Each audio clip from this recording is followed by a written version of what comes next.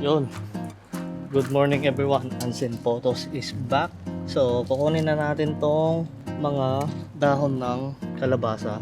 Kasi, first week na ng August. Yan. Sayang kasi pag di natin kinuha to. Tapos, patutong mga talbos ng kalabasa. Masarap din to isahog. So, pwede siya. Kasama rin. Yan, pwedeng dingdingin to eh. So, pag di natin kinuha to, sayang lang, titigas. So ang mali ko dito sa pagtanim ng kalabasa ay maliit yung nilagayan ko. So dapat hindi siya nakapaso. Dapat na nakalagay dapat dito sa may lupa para mas maganda yung tubo at tawag nito. Mas maganda yung tubo at the same time mas malalim yung ugat. Mas malalim yung ugat. Ganyan. So may nakuha tayong 4 na bunga ng sitaw. Sunod, itong bunga ng ampalaya.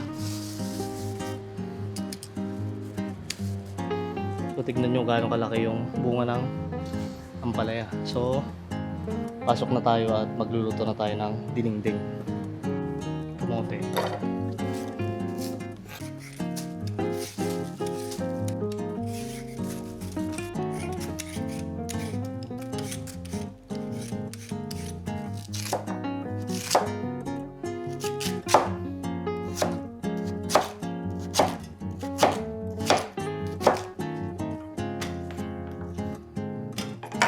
So hugasan lang natin to, tapos unahan na natin para lumambot, tapos lagyan natin ng bago. Nagpakulo na ako ng tubig kanina, so ilalagay na natin tong kamote.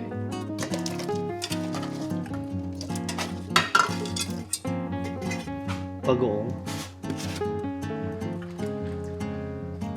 magic sarap. So takpan lang natin ulit. Sitaw na 4 na piraso.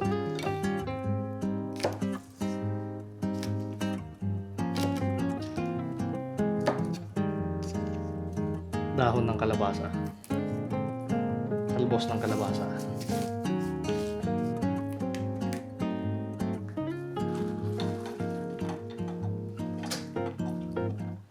Next, yung ampalaya.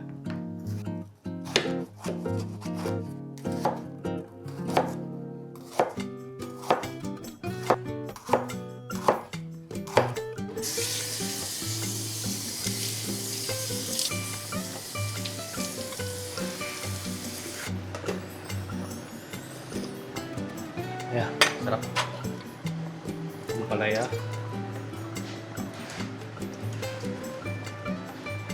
Tapos yung last, yung mga talbos. So, takpan lang natin na ulit hanggang lumambot yung mga gulay.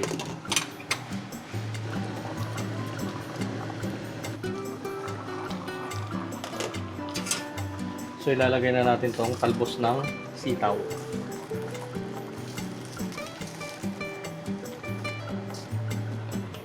At yung talbos ng kalabasa at dahon.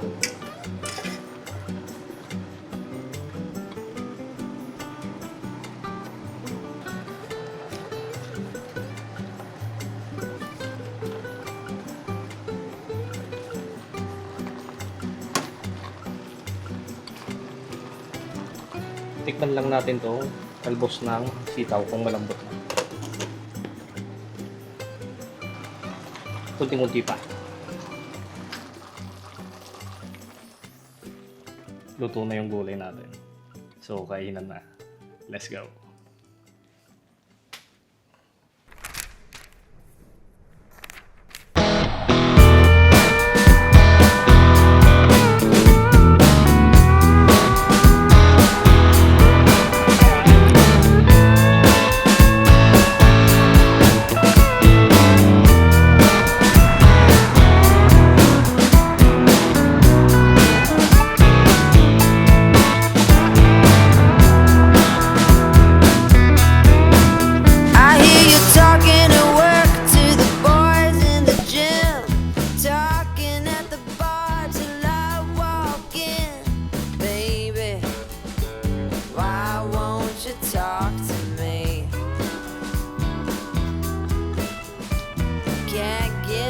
tongue when we're talking about what I need.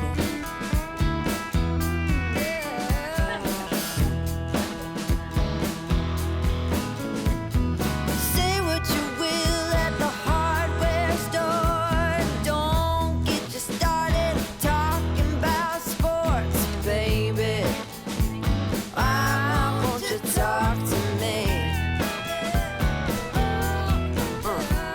Can't get your tongue when we're talking about what I need.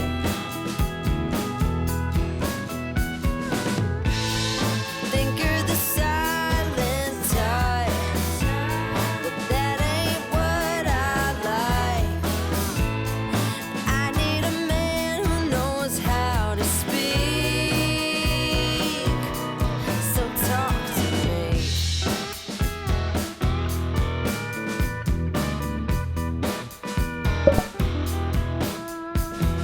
Yap on the phone with your daddy till dawn. Fishing with your buddies, going on and on and on.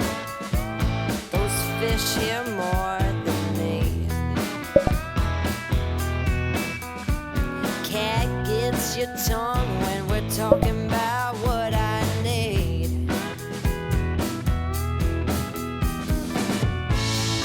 Think you're the silent type. That ain't what I like. I need a man who knows how to speak.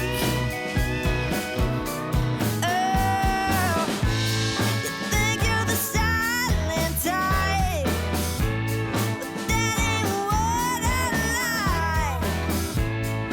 I want a man to keep me company and talk to me.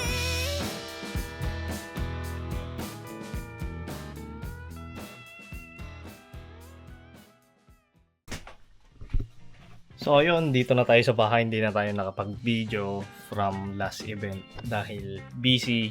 Tapos afternoon, umuwi na kami ng bahay.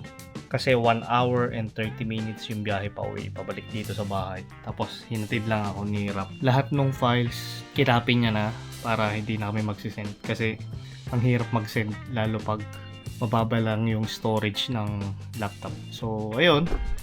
Tapos may naging event din ako last Sunday na proposal sa yate. So papakita ko sa inyo. At tapos na. So ito yung shots ko from last proposal shoot. So na-send ko na rin sa client. So may mga shots tayo ng videos and photos. So yan. So, okay naman yung approve naman sa naging client natin yung edit natin. So, marami lang din tayong shots na creative din. So, ito yung shots nila. After nun, nag-photoshoot na lang din sila after dito sa yate. So, okay din, enjoy. Tapos, yung client natin ay Afghanistan. Pero, laki na dito sa Toronto. So, masaya ako at nagustuhan niya yung edit natin. So, nag-aaral din ako ng gimbal, sinasaulado ko kung ano yung mga settings na pwedeng gamitin dito sa gimbal natin. Ewan ko kung nakikita niya. Yan. So, ang gamit ko, RS3. Tapos, Sony A7 III. Tapos, 2470 ng Sigma. So, not sponsored. So, nag-aaral ako. Kasi by the future, baka kukunin akong maging second cam or main cam or maging creative. So, every time na may kukuha na sa akin, yan na yung gagamitin ko pag nag-event. So, wala pa tayong second body. Ang second body natin ay A6000 crap. Pero all goods naman. So, yun yung update natin dito sa buhay ko at hindi tayo masyadong nakapag-upload pa this week. So, hoping ma-upload natin tuloy itong video na to. So, marami din akong ina-upload sa Instagram natin na quotes, tapos unboxing. So, ipapakita ko sa inyo. So, ito yung may mga sinushoot natin. Yan. Nag-unbox din tayo. Tapos, ito yung mga shots ko nung proposal. So, gumawa ko ng 9 seconds na clip. Kinolor grade ko, tapos nilagyan ko ng text. Kung may nakita akong magandang text, pinupost ko. Tapos hanap din ako ng right music.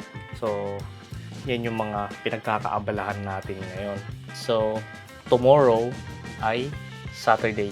Friday na ngayon. So, alam ko day 1 ng Taste of Manila. Hindi ko alam kung ngayon or bukas. So, pupunta kami ni Mrs. doon at yun yung aabangan nyo for the next vlog. So, hoping matatapos ko tong video na to at ma-upload. So, by next week nyo na mapapanood yung Taste of Manila ng Toronto 2026. So, yan. Yung mga update natin. At nakapagpa-kupit na rin tayo at Oppa.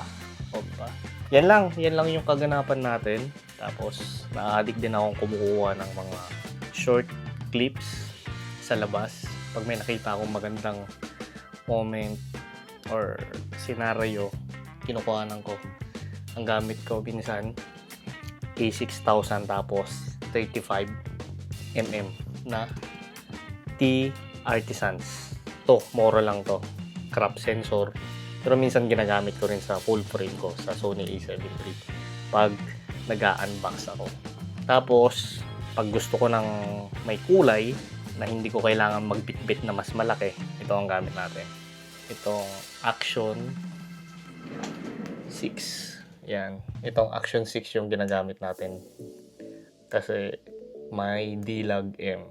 So, pwede mo siyang kulayan. 10-bit na sa'yo kung 4K, 2K, or 1080 yung gagamitin mo. At additional lang din pala yung sa may pinag-shootan ko na yate ay napakagandang view. Yung pinaka harbor front nun ay napakaganda. So maraming nakatambay na tao, pwede kang magmerienda, mag-snacks. Alam ko may tumatagay din pero patago lang. Alam ko bawal yun. Pero ako noon, habang hinihintay ko yung client ko na magpo-propose, nasa tabi lang ako ng harbor front ng Lakeshore area kasi yun nata yung lugar. So habang hinihintay ko sila, kumukuha na ako ng mga pang Instagram shots ko. Tapos habang naghihintay, nag-chill na din ako ng kape habang kumukuha ng mga shots. Tapos pumitik-pitik na rin. So ayan yung kaganapan natin. So, don't forget, like, comment, to subscribe dito sa YouTube channel ko. And kita-kits tayo on the next one. And peace out.